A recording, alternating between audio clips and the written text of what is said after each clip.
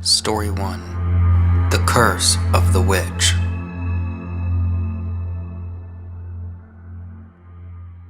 I've always had a deep love for nature and the outdoors, so I was thrilled when we moved to the country. My husband, Ron, had inherited the property after his grandmother passed away several months earlier. The property sat on over 10 acres, with at least 3 acres covered in thick brush and a dense forest. We thought it was odd when his parents declined our invitation to the housewarming party, saying they were sick. Ron had been talking to them on the phone for 10 minutes before he invited them, and they seemed perfectly fine. Everyone else was eager to attend, and we spent several days cleaning up and preparing for the party. That is, until they turned up.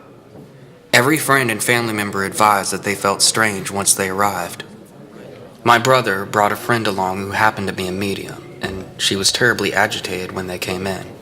She muttered something about the property, so I pulled her aside and asked what she had said, but she was very nervous and shaking badly. Finally, the medium blurted, "This land is cursed." I was shocked when she advised both of us to sell the property and take whatever price is offered. Then she begged my brother to take her home, and they were soon followed by our guests, who were all freaked out. Brian and I stood in the kitchen, looking at all the food and laughing at the medium's absurd statement. We had never felt anything creepy, and we wondered if it was an elaborate hoax to get us to sell at a cheap price.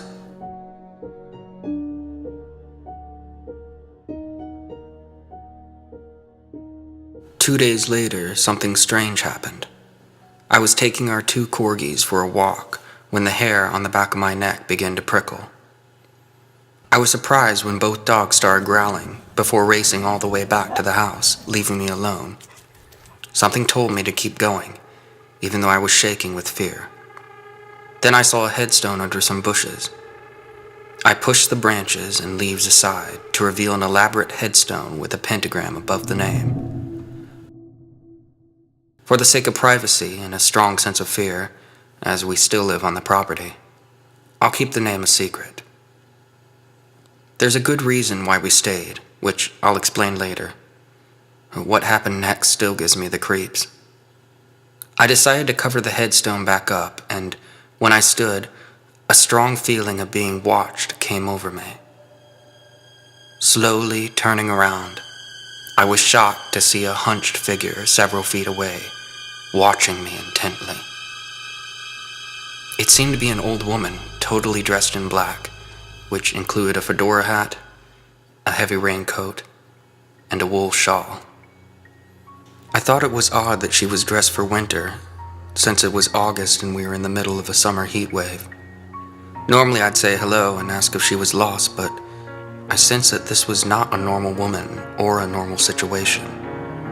She suddenly, angrily yelled out a sentence in a foreign language. Then she turned around and raced into the forest. Against my impulsion to follow her, I hastily made my way back home and decided to keep the event to myself.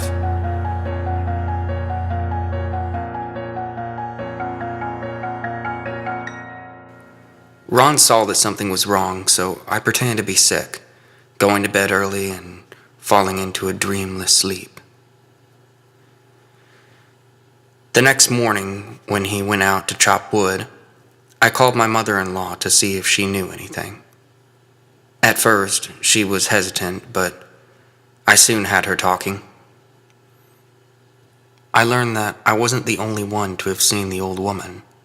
She told me that the old woman was a witch. Apparently, the witch had lived on the property decades before Ron's grandparents even bought the property.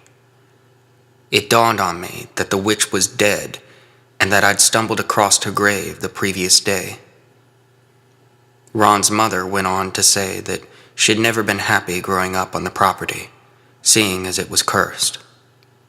When I pressed for more information, she suddenly closed up and told me that I needed to get a priest. Then I remembered the medium, so I called my brother, but he said that she refused to have anything to do with him now. Even an intensive internet search yielded zero information, so I tried to forget it, until I saw her again. It was later that same evening when I was doing the washing and noticed something outside, under the oak tree. The dogs were going crazy, barking and growling, but they wouldn't come outside with me, so I went alone. Ron was snoring in his armchair, and I was brave enough to investigate on my own, even though I was afraid. I approached the oak tree, yelling, "Who's there? Who's there?" with a broom in my hand. I saw a shadow behind the tree. As I raced around, I slammed into the woman, who was very much flesh and blood, not a ghost, or so I thought. Her glistening black eyes shone out from under the brim of her hat, and she shrieked so loud, I thought I was dying. Then she snatched the broom from my hands, threw it into the bushes behind her, and pointed a bony finger at me. I put my hands up defensively and cried out, "Please don't curse me!" Then she cackled and her eyes flashed red. A searing bolt of pain went through my head, much worse than any migraine I'd suffered before that night. I dropped to the ground as I writhed around in terrifying agony, barely noticing that she was dragging me away. I felt the bumps of the ground along with sticks and stones, finally realizing that she was dragging me into the forest. Even though I was in intolerable pain, I screamed and did my best to fight and escape. But she was powerful. I pleaded with her, but she wouldn't listen, until finally she stopped, right in front of her tombstone in the bushes. Somehow I knew that she was going to take me to the underworld, so I kicked and fought hard enough to break free. I stood up, and she grabbed my wrist as she muttered an evil spell. I saw that her teeth were like jagged rocks and her eyes were still glowing red, like coals in an unholy fire. I continued to plead. "Please, please, I didn't mean any harm. What do you want?"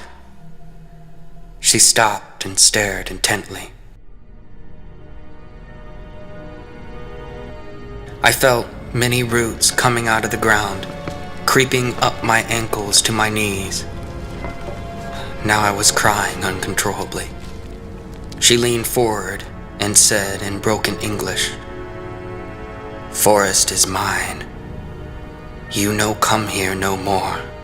Is mine," pointing her bony finger hard into my breastbone. I realized what had to be done. I nodded furiously. "Okay, I will, I promise." I meant it, and I kept my promise.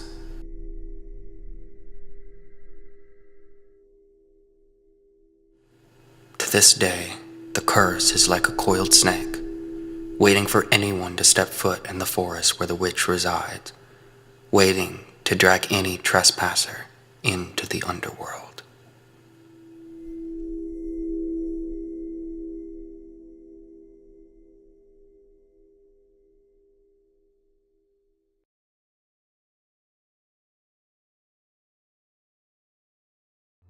Story 2.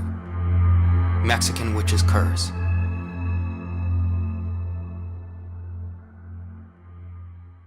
This true story happened to my grandmother's mother when they still lived in a tiny village in Mexico. When my grandmother was a little girl, her father had an affair with another woman. Naturally, this devastated the family, and my grandmother's mother demanded he never see this other woman again.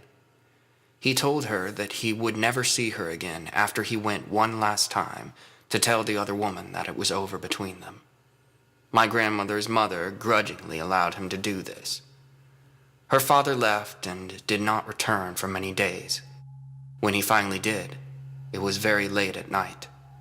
My grandmother was asleep with her sisters and brother in the adjacent bedroom when she was awakened by a startling shriek coming from the main room. Then she heard the most awful wailing sound she had ever heard.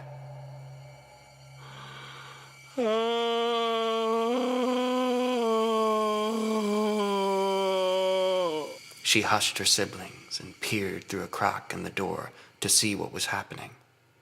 The only light was coming from the fire, and she saw, to her horror, her father standing in the center of the room, and her mother a small distance away, her eyes wide with terror. Her father's mouth had been sewn shut, and he was trying to sever the stitches with a knife, all the while making a horrible moaning, wailing sound. Her mother dropped to her knees and started sobbing and praying. When her father was able to cut all the stitches, he reached for her mother, but she only continued to pray and seemed unaware of him. All the while, still, he made that awful moaning.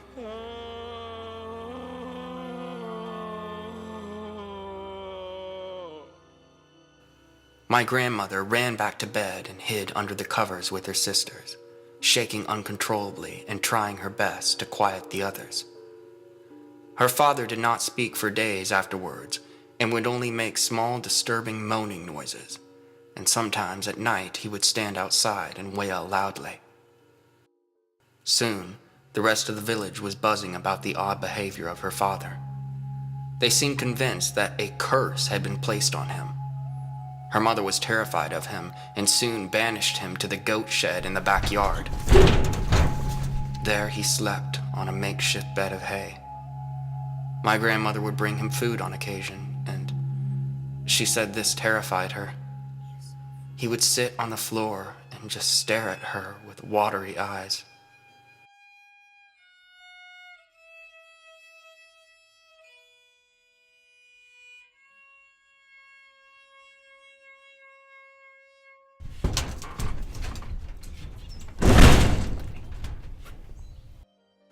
Eventually, he passed away, and that's when her mother told her that the woman he had an affair with was a witch and put a curse on him when he told her he could not see her anymore. Then she sewed his mouth shut so that he would not be able to talk to his wife.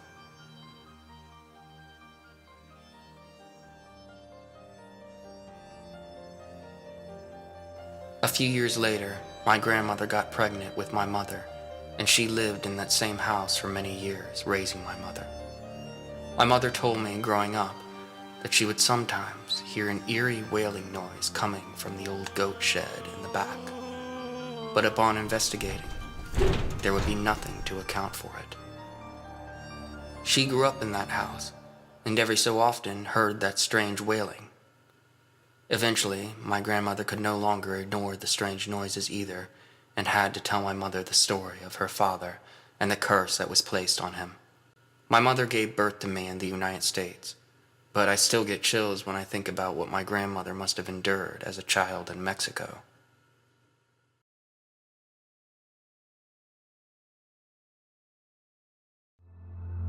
Story 3.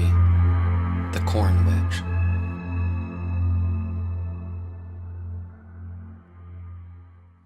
The following story is found in the Hamlin Book of Ghosts Part 2 by J. Allen Randolph, published in London in 1973. As the crisp scent of autumn permeated the chill evening air, I sat down with Mr. Martin Fleetwood on the porch of his North Carolina home.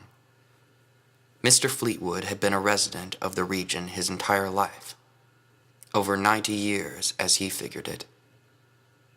Here, he had farmed his small plot and provided a satisfactory, if arduous, life for his family. Mr. Fleetwood, having been privy to secrets and tall tales of the area for much of his life, was a living archive of Americana, especially the kind that liked to lurk in dark corners and deserted country lanes. I traveled to Mr. Fleetwood's modest home in order to hear a master storyteller weave a yarn, as Americans like to say. I was not disappointed. Of the many stories relayed to me, that of the Corn Witch was easily the most compelling, being a tale steeped in history and dripping with both tragedy and horror. The story of the Corn Witch begins in the early years of the century, in the same part of North Carolina where Mr. Fleetwood's family lived. I submit this story to you in Mr. Fleetwood's own words.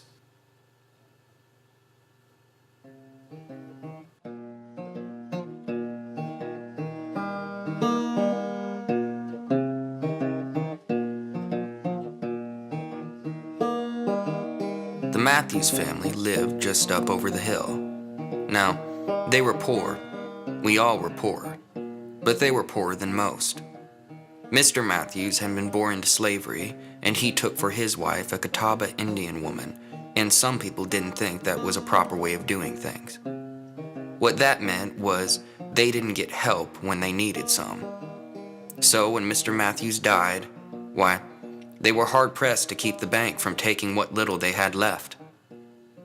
Now, two of the Matthews children, Zora and John, were twins and were always going about together, always getting into trouble of one kind or another.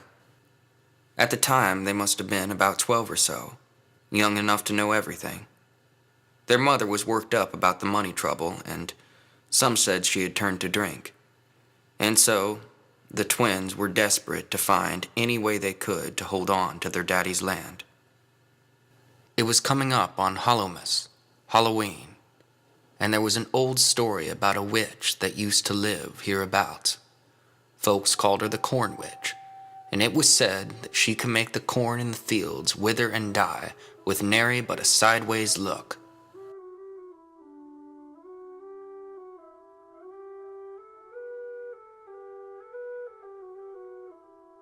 Some folks said she was up and hanged before the start of the war for the Union, and some others said she was an Englishwoman married to a pirate what come across the sea before the Independence War, and some said she was an Indian maid cursed by the devil, and still some others said she was older than all that she had been here before there was people here. Well, the part of the tale told round these parts has it that the Corn Witch walked these fields by night, and she could bless 'em or she could curse 'em, depending on if she was feeling charity or spite. People back then liked to leave her little things like hard candy or rock salt or little dolls made with corn feathers. And folks said the Corn Witch would take them and make your corn grow. The other part of the legend said that if you caught the Corn Witch in the field, if you looked down her long nose and didn't turn from her old warty face, why, you could get her to give you a wish, just like a genie in old Araby. The thing was that you could only catch her in a field she had cursed, and it had to be Hallowmas night, when all the ghosts and goblins in Hell's Own went trooping about. John and Zora, being kids, got it into their heads that they were going to catch that there witch. Hallowmas night came, and John led Zora up to the high fields, the ones that get left to themselves more oftener than not. There was a field there owned by Mr. Freemer that did bad that year, and that was where they were going to wait for the Corn Witch. It was an awful cold night, and them twins had a long wait ahead of them.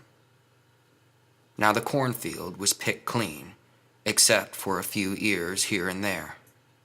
Food for cows. But the dead stalks were still standing, row by row. John and Zora walked hand in hand down those rows and stepped across the dried-up husk, watching the moon get bigger and hearing the sounds of the night birds.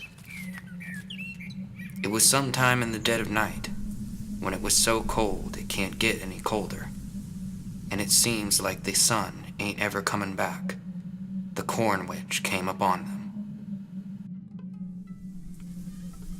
Now, this is a part of the story that folks want to hear, and it's the part of the story that can't ever get told because no one except John and Zora can tell it, and they for sure ain't talking. This story's got a big hole right in the spot where the heart ought to be, but it really ain't like that at all. People like to get talking about things they know, but they really love to talk about the things they don't know. For every corn stalk in Freemer's field, there's a dozen stories about what happened to John and Zora Matthews that night. Some folks think it was the devil himself come up, and others that it was a crazed up mountain man. But I imagine that sometime that night, when the whole earth was still and cold as a grave, and you'd think it just couldn't get any later, that John and Zora might have seen a ragged, black shape rise up out of the stalks and cross the night sky on an old corn broom, trailing a dirty, tattered shawl behind it.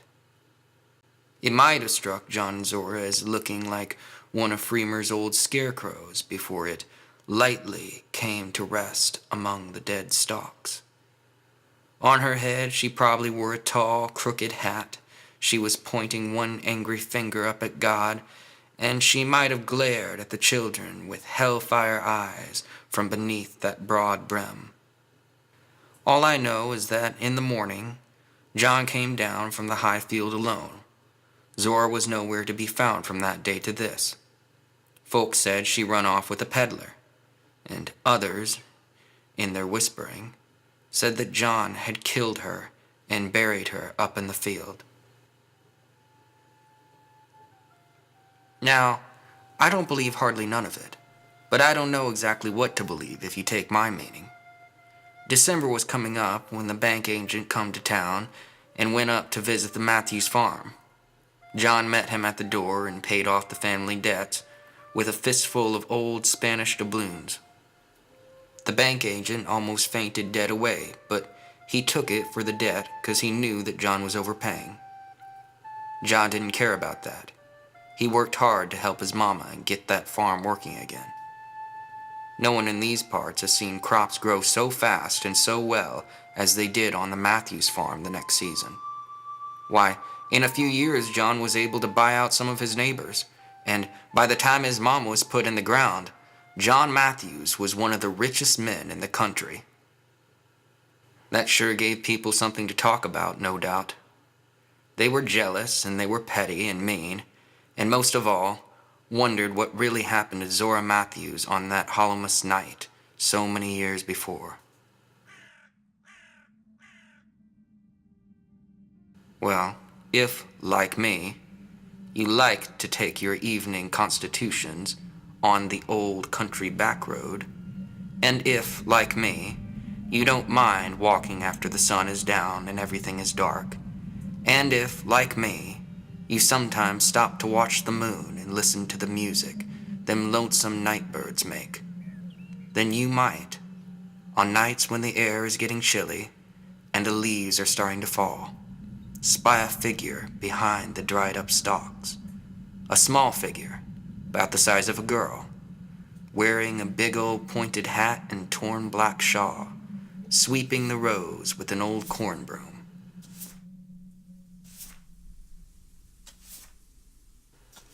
They say the corn grows well in this part of the country, but I say we just know how to treat our friends. What happened to little Zora Matthews? Well, the corn needs to be planted again every year, and I'd imagine that maybe something like a corn witch needs to be planted again from time to time.